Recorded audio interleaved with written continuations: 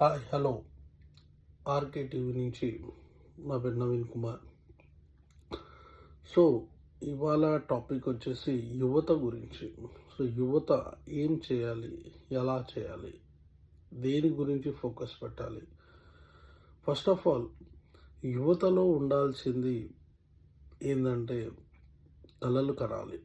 So ఆ కళలు కంటేనే వాళ్ళు నిజము చేసుకునే కెపాబిలిటీ వాళ్ళలో వస్తుంది.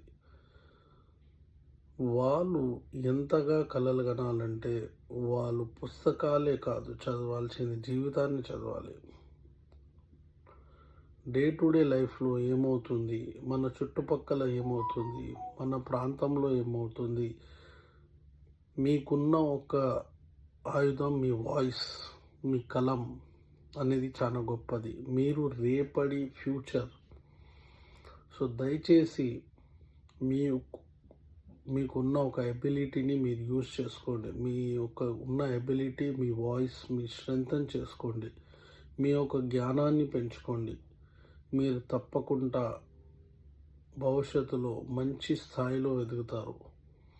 దయచేసి ఎప్పుడు ఆలోచించకండి జాబ్ అనేది చిన్నది అనేది. ఫస్ట్ మీరు జాబ్ చేయండి. జాబ్ వల్ల మీకు ఎక్స్పీరియన్స్ వస్తుంది.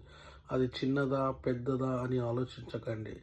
అది అట్లీస్ట్ మీకు ఒక గుణపాఠాన్ని నేర్పిస్తుంది, ఒక ఎక్స్పీరియన్స్ని నేర్పిస్తుంది. జాబ్ అనేది మీకు తప్పకుండా ఒక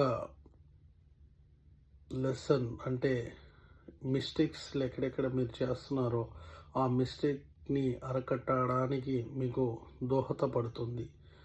సో జాబ్ అనేది చాలా ఇంపార్టెంట్ మన కెరియర్లో. జాబ్ చేసినాకనే మీరు బిజినెస్ చేయగలుగుతారు. వితౌట్ జాబ్ మీరు ఏమీ చేయలేరు. సో దయచేసి యువతకు నేను చెప్పేది ఏంటంటే ఏఐ టెక్నాలజీని వాడండి.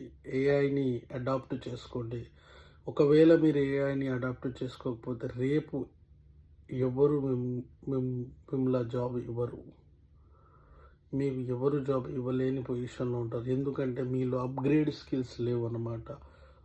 సో దయచేసి అప్గ్రేడ్ అవ్వండి, ఏఐకి కనెక్ట్ అవ్వండి. భవిష్యత్తు మీదే. దయచేసి టైం పాస్ చేయకండి. టైం వాల్యూ అనేది చాలా ఇంపార్టెంట్. సో మీరు ఎంతగా టైంని వేస్ట్ చేస్తారో అంతగా టైం కోసం చింతించే రోజులు వస్తాయి. సో దయచేసి ఉన్న టైంని యూజ్ చేసుకోండి.